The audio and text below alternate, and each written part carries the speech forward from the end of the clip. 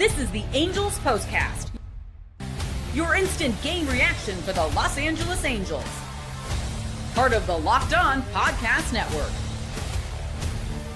Your team every day. Well. How about that? What a freaking win for our Angels. Hello, Halo Nation. Hello, Halo hopefuls, and welcome back to the latest edition of the Locked On Angels Postcast, coming at you live, as always, after every single Angels game, both here live on the Locked On Angels YouTube channel and after the fact, both on the channel and wherever the heck you get the Locked On Angels audio podcast feed. If you don't know who I am, what is going on, everybody? My name is Gavin Carlson, former credentialed journalist in the LA area, spent 4 years covering UCLA sports with the Daily Bruin, and now in year 2 with the Locked On Podcast Network, where it's your team every day. And our team is the Angels, and man, there's no other way to put it. Another impressive win today after what happened yesterday, where somehow Kyle Hendricks outduels Logan Gilbert. Today, Jack Kochanowicz returns to the rotation, and not only was he competent, not only did he look like a MLB quality starting pitcher, he pitched better than Jacob deGrom did on this Monday night at the Big A. A huge win for the team. Love to open up a series with a win, and we don't need to talk big picture. We love to open up a series with a win. It gives us an opportunity to win a series, and a lot of really encouraging things happened in this game as well. Before we jump into all of that, shout out to everybody in here. A lot of people just saying hello. Fury's surprised. He said, what the heck was that? Evan, what's going on? Larry, what's going on? Dennis, what's going on? I see Roger and David and Vinny and Sarah and Paul and Sir Hermes, Roman, Nathan, Seth, Manuel, Steve, everybody's in here. Larry S., Gilbert, so many familiar faces. So shout out to all of you guys and girls. And without further ado, let's not waste any time. Let's get into it. What's going on, Jesus, as well? Let's not waste any time. Let's get into America's favorite segment. And boy, oh boy, is this not only the talking point, the turning point. You got to start the game with what happened in this ballgame. Time to reveal where the game was won or lost. It's the turning point.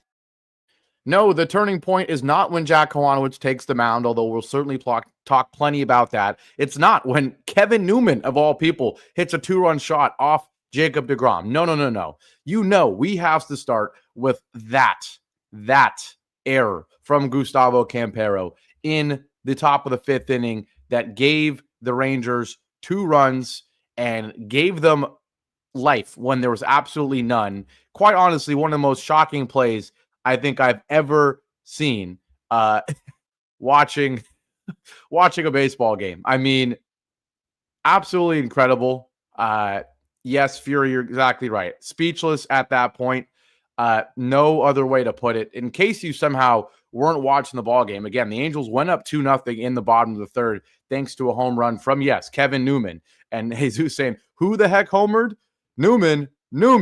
I don't know what was more speechless or made me more speechless, seeing Kevin Newman hit a 2-run shot off of Jacob deGrom or seeing what Gustavo Campero did in the top of the 5th. In case you missed it, after Kochanowicz has already pitched 4 great innings, where he actually had 4 no-hit innings. In case you missed it, the control was great for him. We'll get to it. I don't want to get ahead of myself with Kochanowicz, but the moral of the story is the guy didn't give up a hit in the 1st. He didn't give up a hit in the 2nd. He didn't give up a hit in the 3rd. He didn't give up a hit in the 4th. The guy went into the 5th inning and 2/3 into the 5th inning without giving up a hit.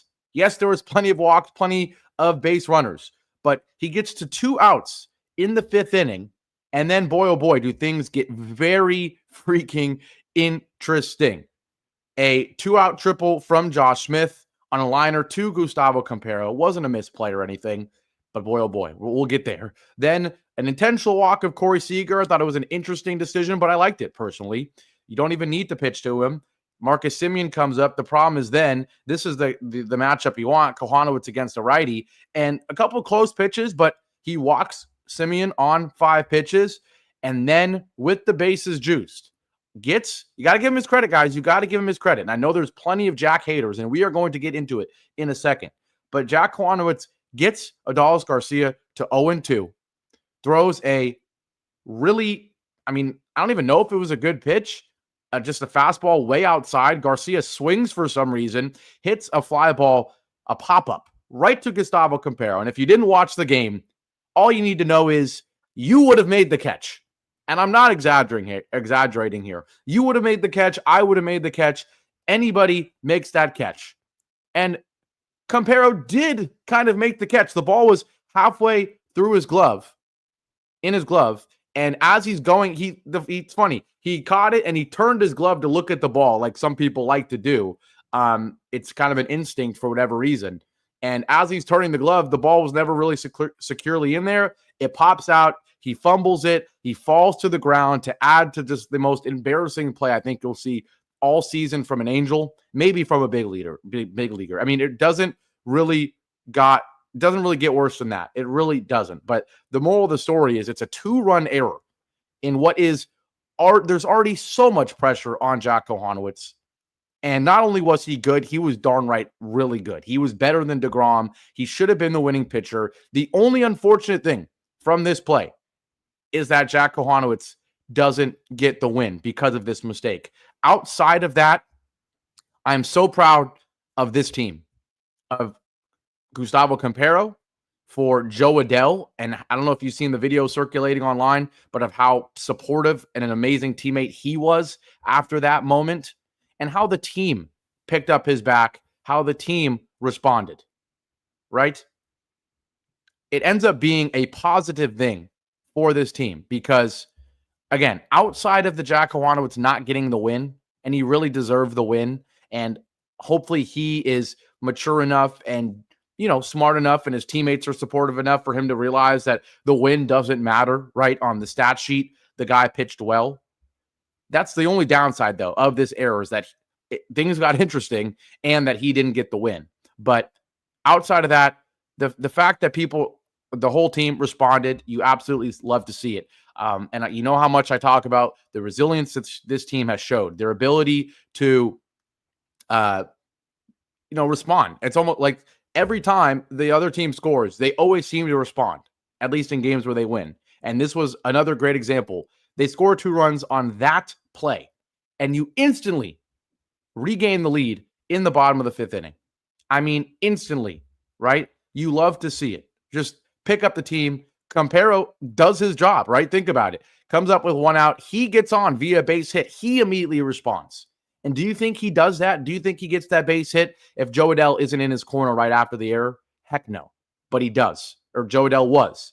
Then Campero responds personally by getting the single. And then with 2 outs and him still on first base, Zach Neto, the man himself, with the beautiful bobblehead behind me. He scores Campero. Was a great job by Campero on the bases. He was running very, very hard. He was pissed off.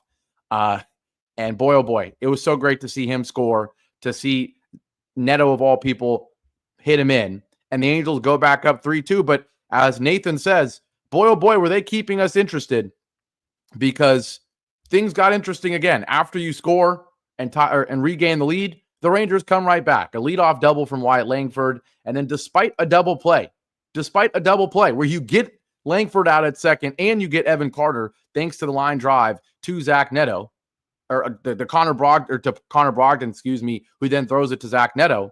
Immediately after that, Brogdon gives up a game-tying home run to Josh Jung. And you're like, oh my gosh, can we just get to an inning where we're hitting with the lead again? No, we immediately give up the lead. It's 3-3 again. But then guess what? The get-back halos, the response again. And Taylor Ward, you know how excited I am, and we all are, that Taylor Ward is still playing well with the deadline just 3 days away now. Hits his 25th. He's now tied his career high, and it's still July. That's incredible. 25 home runs for him. This one, another bomb to straightaway center. It's a professional at bat. You love to see it. You get ahead 3-1. You take 3 pitches just on the outside corner, and then on 3-1, you get a fastball right down the middle, and you crush it. 105 exit velo, 408 feet. That makes it 4-3 Angels. But the Angels weren't done, and that's what makes it so great. This was all against deGrom, by the way. The Ward home run and the Kevin Newman 2-run shot, all against deGrom. But then The final blow for deGrom is a a 1-out double from Logan O'Hoppe, a ground rule double that he hit very, very well. deGrom comes out, Webb comes in, and he is immediately greeted by a 2-run shot from Luis Rengifo, of all people. We got 2-run shots tonight, and it was from Kevin Newman and Luis Rengifo. Newman's 2nd homer of the year, Ranhifo's 5th of the year. And this, another great professional at bat where you get ahead 3-2, you get a hanging changeup on 3-2, and you crush it. You hit the ball to right field on a fastball away, or a changeup away, but he pulls one, it gets out, 6-3 Angels, and just like that, you're feeling good. Campero then singles again, then steals 2nd, then steals 3rd, and unfortunately, if we lost this game, I would have blown a gasket at the fact that Campero gets to 3rd with 1 out, and we get back-to-back strikeouts from Newman and Neto. Fortunately, it didn't matter. And then the pitching, pretty darn impressive the rest of the way. Quijada comes in for Connor Brogdon in the 7th, and he was quite honestly crazy in his 3 at-bats. Walks Josh Smith, gets saved by Joe Adell, who makes a great play, and then gives up a base hit to Simeon. He's immediately pulled. We bring in Zephyr John, and things get insane with him. A wild pitch, but then he pops out Adolis Garcia. He strikes out Jock Peterson. You get through the 7th. Then the 8th was Zephyr John. Boy, oh boy, was that eventful. Leadoff strikeout, but then double by Evan Carter.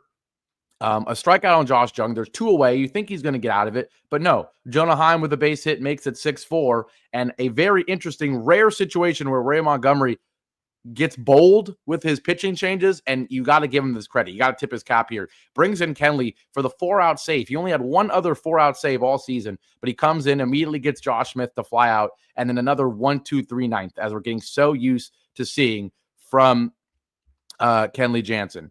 Absolutely been dominant out of the bullpen, and I don't want to say it, but another really valuable trade piece. But the moral of the story is the resilience of this team to come back from the Campero error, for him to come back with 2 singles, 2 stolen bases, and he scores a go-ahead run at that moment. You got to give him his credit. You got to give Joe Adell credit for, despite being a 26-year-old guy who's gone through his ups and downs as a big leaguer, for him to be a leader and console Campero and help him do that. For Neto, a young guy, to come through on the field, scoring Campero to help him turn things around. Just very impressive with the Angels as a team. The character of this team was very evident today. Absolutely love to see it. But with all that being said, we're going to take our break. When we come back, we have to talk about Jack Kochanowicz, because I don't know about you. My expectations were low. A decent Rangers team, a good Rangers team against a stellar pitcher on the other side. And you got to give him his freaking credit. We will do that after our break here on a victory edition of the Locked On Angels Postcast. I will be right back. Now, on this Monday, today's show is once again brought to you by Monarch Money. If you ever wish managing your money felt easier, with Monarch Money, it can. Whether you're growing your savings or planning a big purchase, Monarch puts you in the driver's seat. It's like having your own personal CFO, giving you full visibility and control over your finances. Monarch Money is more than a budgeting app. It's a complete financial command center. You can track all your accounts, investments, and spending in one place. So in addition to managing your money, you're also building wealth. I have talked about it a lot now at this point. Recently just bought a used car. It was almost $24,000 for a used car. 24 grand. That's a big purchase. I've also got an upcoming apartment move, moving most likely in about a month. That's a transfer of money, if you could say it like that. So I'm using Monarch Money especially a lot right now, because not only can you budget, it's a complete financial command center. Like I was saying, it's allowing me to plan for the future, allowing me to track my investments, manage my spending, find good deals, all of that good stuff. So take control of your finances with Monarch Money. Use code LOCKEDONMLB at monarchmoney.com for 50% off your first year. That's monarchmoney.com, code LOCKEDONMLB for half off your first year. And today's show is also brought to you by our wonderful new sponsor, Game Day Hue. You've probably seen John sporting it, the Game Day Hue hat. It's that simple white hat with the red rope. It's so clean. And it's what Game Day Hue is all about. Game Day Hue makes clean, no logo gear with team-inspired colorways for every pro and college fan base. It's all about letting your colors speak for you. No giant logos, just smart versatile style that works on game day, on the course, or anywhere in between. Now, when I was back in the Bay Area, I finally got on the course for the first time in ages. If you know anything about me lately, I'm obsessed with the gym. I go to the gym every day, and I've been really obsessed with running lately. Got an upcoming half marathon I'm trying to run at a certain time, all that stuff. I run about 30, 40 miles a week. I'm at the gym, right? But I want to get back to my golf game. And something that's going to motivate me to do it is how darn good I look on the course with my game day hue gear. Because, of course, when you're at the ballpark, you want to wear your Angels hat. You want to wear whatever team, your UCLA hat, right? But when you're on the course, maybe you want to be a little more subtle, still sport your team, but in a different way. Game day hue, it's money. It's just the color of your team in a nice little golf athletic hat. It's got that good synthetic material as well. And then what I love, it's not just the hats. They're split shade golf gloves made for the golf course. The perfect gift for anybody who's got everything else related to their sports team. I bet you they don't got golf gloves in their favorite team's colors. So right now you can get 15% off with code MLB15 at GameDayHue.com. That's GameDayHue.com. The code even stacks on bundle deals. So now's the time to load up. Let your colors talk, because colors speak louder than words. That's GameDayHue.com, code MLB15.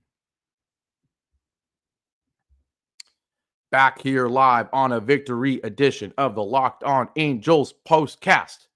Man, oh man, feels good. Really impressed with the Angels win tonight. There's no other way to put it. That it's in all of their heads, all of their ears, between their brain, or between their ears, in their brain. If I'm trying to, you know what I'm trying to say. All the trade talk, Taylor Ward, Kenley Jansen, maybe Luis Rengifo, maybe a couple other guys. I mean, I'm hearing things about Reed Detmers. I'm hearing things about Joe Adell. I'm hearing things about Ohapi. I mean, come on, just the rumors everywhere. And as someone who is pro this team selling smartly, I don't want to see a Detmers go. I don't want to see an Adell go. I don't want to see an Ohapi go. I don't want to hear rumors about the Red Sox or Phillies being in love with Soriano. No. Those guys are staying. It's really, in my opinion, just Taylor Ward, just Kenley Jansen. If you can maybe get something for another bullpen arm, you consider it. But that's really it. The moral of the story, though, is with all those rumors, all that talk, and with what Gustavo Campero did with the 2-run error, the abysmal error, what the Angels did by bringing Jack Kochanowicz up to make him the 5th starter in the rotation again, after how bad he's been in his last few starts, after us saying we don't have a 5 competent MLB starters, for the Angels to do what they did tonight against a Rangers team that's not just decent. They're 56-50. They're an above average team. They're in our division. This is a big series. And for us to do what we did tonight, pick up the win, very impressive. And that's where we go with our player of the game for tonight's ball game. This is the Locked On Player of the Game. It feels cruel not giving it to Luis Rengifo because he has 2 hits. He hits the 2-run shot, right? It feels cruel maybe to not even give it to Gustavo Campero for the way he responded to the struggles. The 2 RBI, 2-run shot from Kevin Newman off Jacob deGrom. Does he get it? No. I have to give it to Jack Kochanowicz, guys. I'm sorry. I have to do it. Did he have 6 walks? Yes. Were 2 of them intentional, though? Yes. But in 4 2/3 innings, the guy gave up 1 hit. 1 hit. No earned runs. It should have been 5 scoreless innings. He only gets 4 2/3. It should have been a complete 5. Who knows? Maybe he even goes into the 6th inning and gets an out or 2. But essentially 5 innings of scoreless ball, 1 hit against a very good Rangers lineup. And we saw the blueprint for how Jack Kochanowicz can be a competent starter. We know it's about that sinker. It's all about that sinker and forcing the ground balls. And he did tonight. 9 ground balls for Kochanowicz, just 1 flyout for Kochanowicz, and just 3 strikeouts. But he got the job done. He got the job done, and you know how much pressure was on him. He absolutely deserved it. Absolutely deserves the credit that we're going to give him, and that's why I'm giving him player of the game. People are in here saying, where are all the people that were so critical of Jack? Why aren't they celebrating him now? I mean, it was 1 start. I get it. It's 1 start. But still, I mean, you got to give him his credit because he easily could have responded and been brutal. And David, you're absolutely right.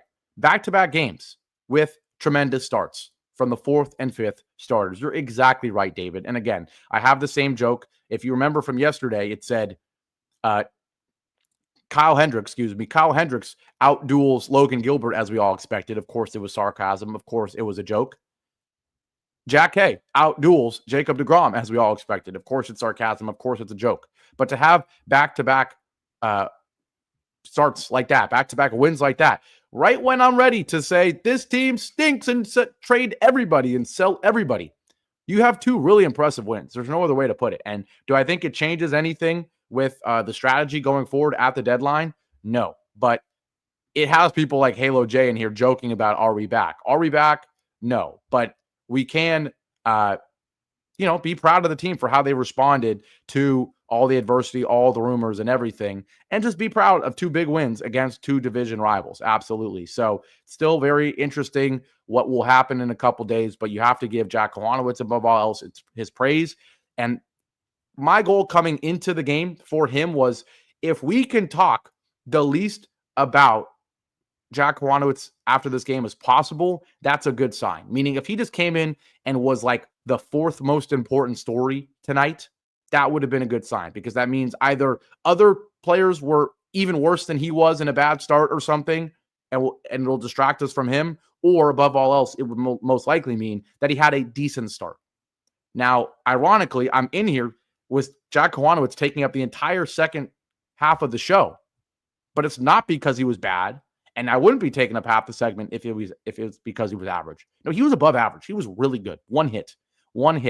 And so love to see that from him. And above all else, love to see that there's a blueprint on how he can be a great starter. Him, like Soriano, don't need to worry about the strikeouts. They need to worry about managing the walks and keeping the ball on the ground. The difference between him and Soriano is I still think Soriano has A+ stuff, not B+ stuff like Kochanowicz has. I think he has A+ stuff.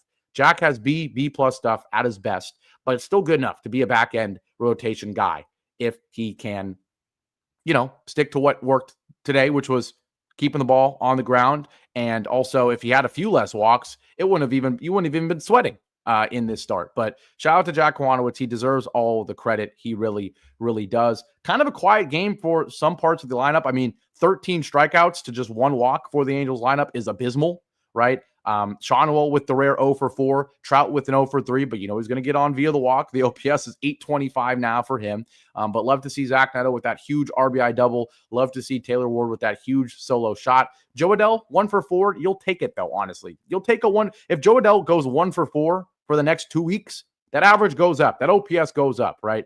I would be okay with that. Ranhifo, whether it's him boosting his trade deadline value or, making a claim for that second base spot even when Christian Moore comes back, or in my opinion, making him a guy that could be thrown into the outfield if/when we trade Taylor Ward and if/when Christian Moore comes back. No matter what, 2 for 4 with a 2-run shot from Ranhifo. Beautiful. Campero, we talked about him plenty, and Kevin Newman, of course, that huge 2-run shot got it all started. Bullpen was today. Brogdon gives up the 1 run. Quijada didn't really look that great at all, only gets 1 out. Zephyr John, of course, gave up a run as well. But Kenley Jansen was fantastic. And yes, Fury, you're right. Joe Adell, now back-to-back days with very impressive catches as well. But with all that being said, we're going to wrap this one up. Roman in here saying, win this series and for sure win the series against the Sox. They'll have a chance to stay in the race. That's true. And in my opinion, you can do that even if you maybe get rid of a Taylor Ward. I really do think. I'm not letting you get away with this. No. If they sweep, I would be okay with the soft buy. No, there's no soft buy, right? In my opinion. JCH saying y'all understand the prospects are coin flips, right? That's hilarious. Ranhifo at third is what Eric is saying because of the injuries to Moncada. That would be fair as well, but we will see what happens in a couple days. For now, celebrate the win. Be proud of Campero for his ability to respond. Be proud of Joe Adell, Zach Neto, other guys for the leadership they showed, and be proud of Jack Kochanowicz for what he did in this one. But with all that being said, we're going to wrap this up. Have a great rest of your Monday night. I'll see you back here at the same time tomorrow night, hopefully after another win against those darn Rangers. And then, yes, that trade deadline, it's approaching. We will be there as well. People asking me about my car. It's great. I love it. People asking me, where are you, is what Nathan's asking me. I think he's asking me that. I'm in LA. This is my regular apartment here. But shout out to everybody. Appreciate you guys so much. Thank you, Dan. Larry, Larry, have a great rest of your Monday night, guys. I'll see you back here tomorrow. Take care and go Angels. Let's celebrate this win.